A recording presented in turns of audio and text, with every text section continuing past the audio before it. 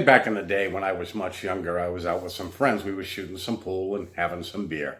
Now, what is it that young guys like the most? They like women. So we'd sit there shooting pool and drinking beer and talking about women. While I was shooting, I see this new girl in town that I hadn't seen before. And I was just in awe of this girl. So I'm holding my cue stick. Hey, Vinny, yeah, you gonna take the shot? Oh, yeah.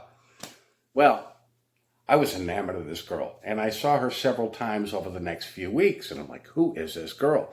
And the guys were like, I don't know, she's new in town, but she is smoking. Well, as the weeks progressed, I couldn't work up the nerve to ask her out because I didn't know her.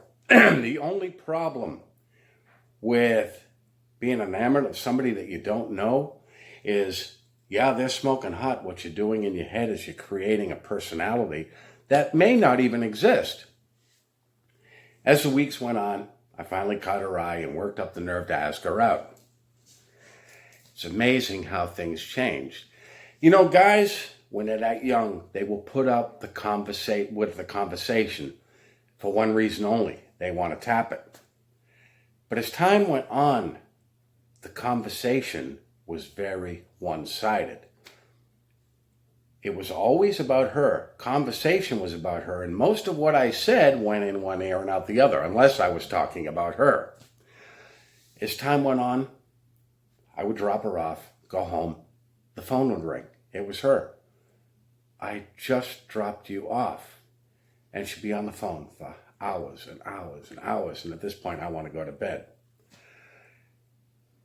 Women have this incredible radar. It doesn't matter. Now, I grew up in a relatively big city. It didn't matter where I was. If I wasn't with her, she would go on the prowl, and she would usually find me. Now, I'm out with my friends or I'm at work, and she would always show up. And it's like, you know, I took you out last night. I took you out the night before. Can I have some free time with my friends? Well, she started showing up and immediately tried to isolate me, and I don't like that one. I don't like him. I want you to stop hanging out with him. She started getting very controlling. Then she started calling me at work. Now, I have a simple rule. And this has been the way I've been my whole life. When I'm at work, leave me alone. This is back in the day before we had cell phones, so she would have to call the work number. And I have to explain to her, listen, I'm working. This is not a social event. Well, she finally got the hint for a few days. But the thing is, she kept showing up here, showing up there.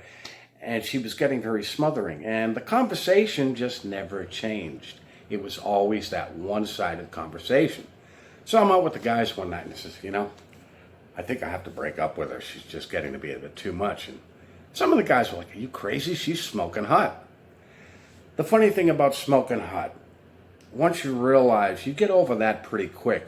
And once you realize that there's no common interest, there's no two-sided conversation, it was always one way, you get over the smoking hot pretty damn quick. I says, yeah, I really got to get rid of her. The problem was I didn't want to hurt her feelings, so I softened the blow. So we're out one night, and I thought I brought it up, and I says, what would you think about seeing other people?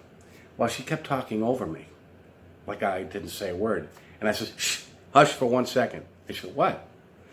What would you think about just seeing less of each other and start seeing other people? And she looks at me and says, you don't like me?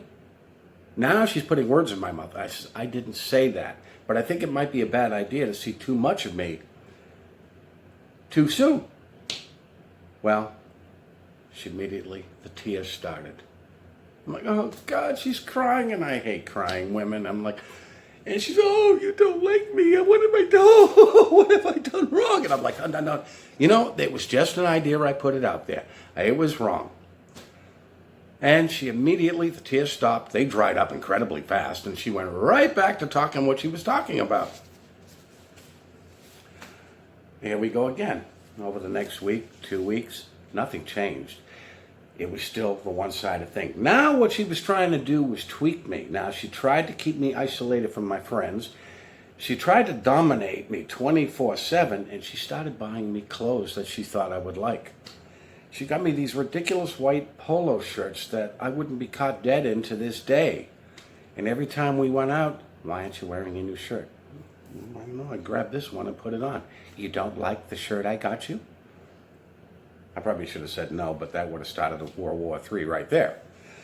She proceeded to buy me cardigans. I couldn't explain or listen. Now at the time, I'm in my 20s, and it's just, cardigans are for old men. Here I am, I'm an old man now, and I still don't wear cardigans, but to make her happy, I started having to wear this white polo shirt and these cardigans, feeling like I was 90 years old. We're going over to my family's house for dinner. Leave the bandana at home. I think you need to cut your hair. Why? And shave the beard off. My father doesn't like beards. Okay, your father's not paying my salary. And she started making rules of how I looked, how I acted, how I dressed, how long I could have my hair. And I'm like, this is getting to be too much. And I finally decided, that's it. So, we're out for a drive one night, and I pulled over. And she's gabbing away like usual. And she says, hold on one second. Here's the deal. This is not working out. This situation is just too one-sided. I said, what do you mean? I says, I really don't want to go with you anymore. It's like you just too smothering. You're just too domineering. You're trying to control me.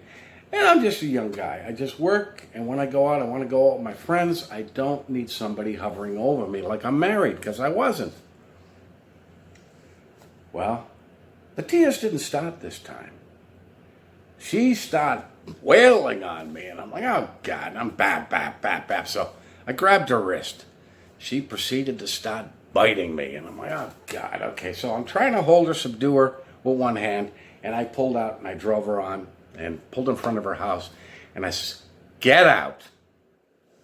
Well, she proceeded to get out of the car, and she pulls it. You're going to regret this. You're going to pay for this. And I'm like, yeah, okay, I'm already paying for it. I'm looking at the blood dripping down my arm. Good night. Well, she's storming up. Her father opens up the door, who looked like a grizzly bear. And I'm like, son of a bitch, better go. So I did. I drove off. Her father proceeds to call me when I got home. Hello.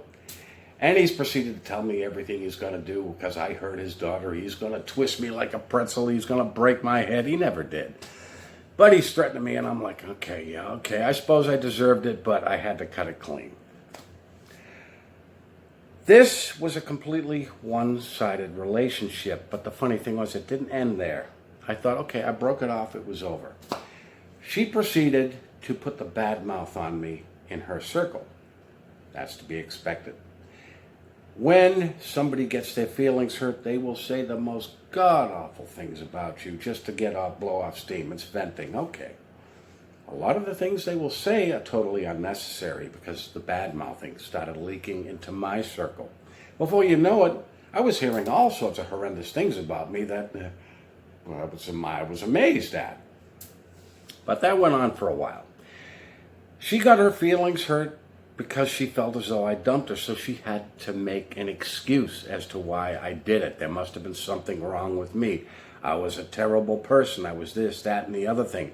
I was cheating on her. I was beating her. See, when I subdued her, she started telling people I was abusive. And this is what she told her father. Okay, I let her vent. I figured eventually the bad-mouthing is going to stop. What she couldn't understand was, if you're going with somebody, it should be a two-way street, not one-sided. After a while, the one-sided thing doesn't work. But she didn't realize when I wanted to break it off and she kind of guilted me into staying, nothing changed. I still didn't want to be there. And in time, I would have been a very miserable person. We would have been nothing but fight. It had nothing to do with me. It was all about her. See, the funny thing is, Jehovah's Witnesses are much the same thing. It's funny when you're looking at the shell on the outside, as opposed to knowing what's on the inside. The view I have of Watchtower when I went in was totally different from the view when I left. There was a time I had a very high opinion of Jehovah's Witnesses and Watchtower until I found out what the inner workings. When I made my mind up to walk away, they did their damnedest to reel me back in. And I'm like, what is the point? when I realized it had nothing to do with me. It was all about them. It was all about the organization. But what they didn't realize, I no longer wanted to be there. But they continued to try and put the pressure on. They were pestering me at home. They were pestering me on the phone. They were pestering me in work.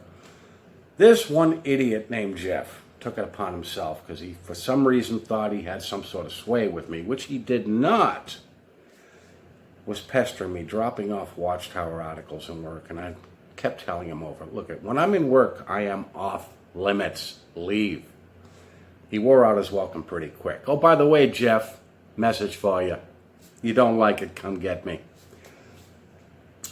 But this went on and went on until I finally made it clear there's nothing for me there. I am done. When I left, they had to make excuses as to why I left. I was a horrendous person.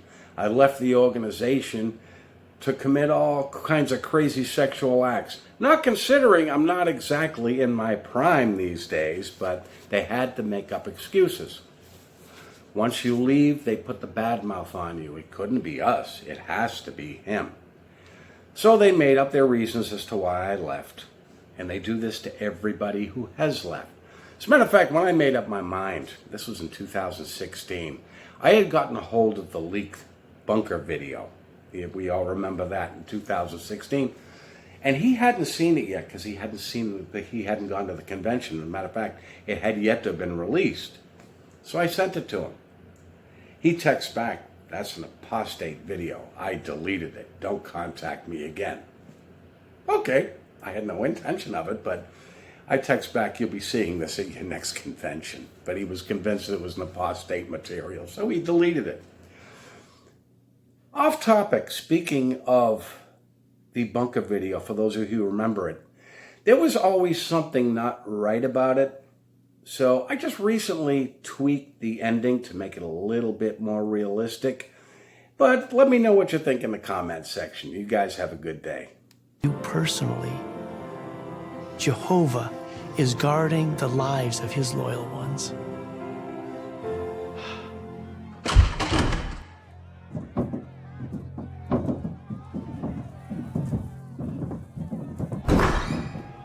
Where are they?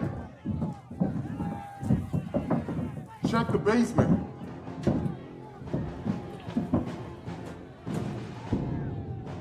Shut that door.